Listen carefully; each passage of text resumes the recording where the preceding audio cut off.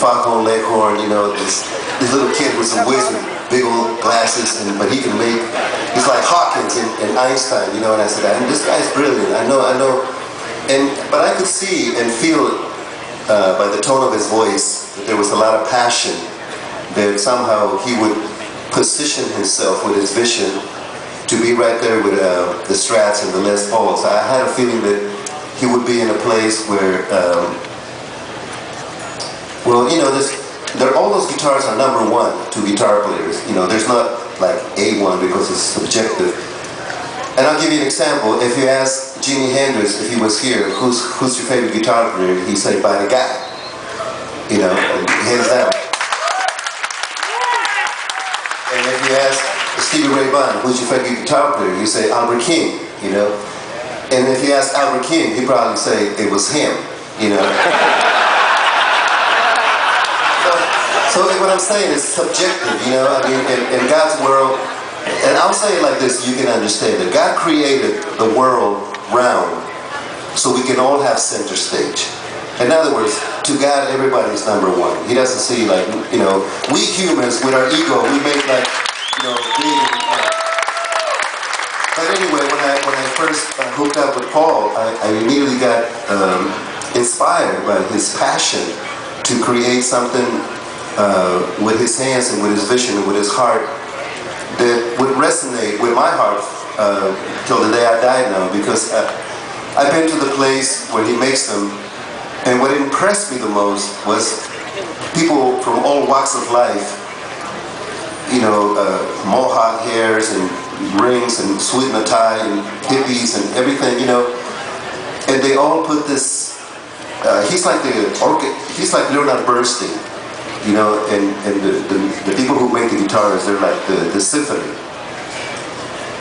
And I feel really grateful and very honored that God put me in Paul Reed's path, because as you can tell, passion for integrity and quality of service is very contagious, and it should be, because it inspires you to be the best that you can be as well. So let's get Paul a nice hand.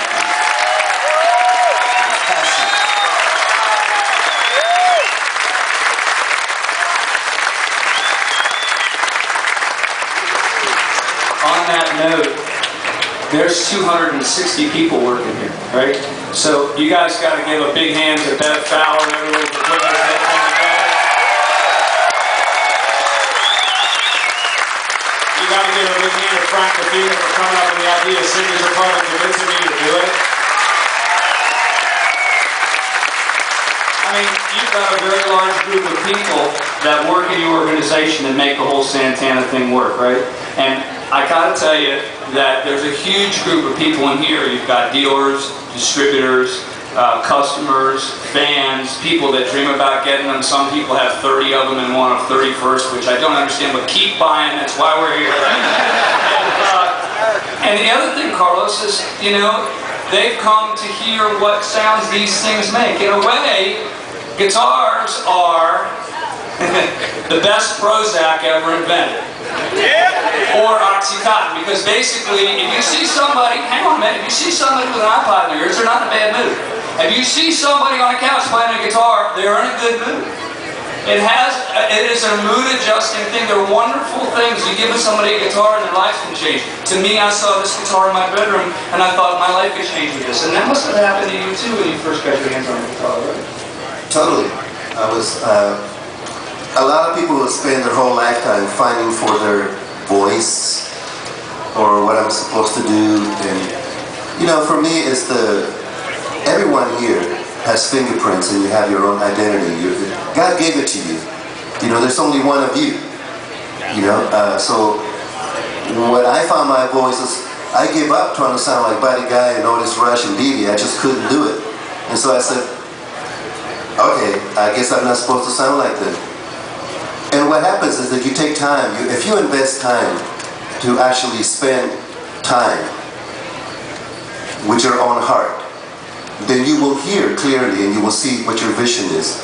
I thank you for being here, because each one of you plays a role, again, in investing in the new bumper crops of musicians. You know, if it wasn't for Buddy Guy, there wouldn't be many musicians. You know, we just saw him and we said, he paved the road, he paved the way for us. And I'm sure he can tell you about musicians who, you know, inspired him. And so you, right now, get to play a very important role, because by you investing, not so much, and you know, I don't look at it as money. I never look at money like money. I look at money as a form of energy and a form of trust. As long as I live, whatever days I got in this planet, I understand now that the quality of service and trusting, if you have those two things, you will not waste this incarnation. Otherwise, you wasted it. No matter how much money you make or whatever issues you have.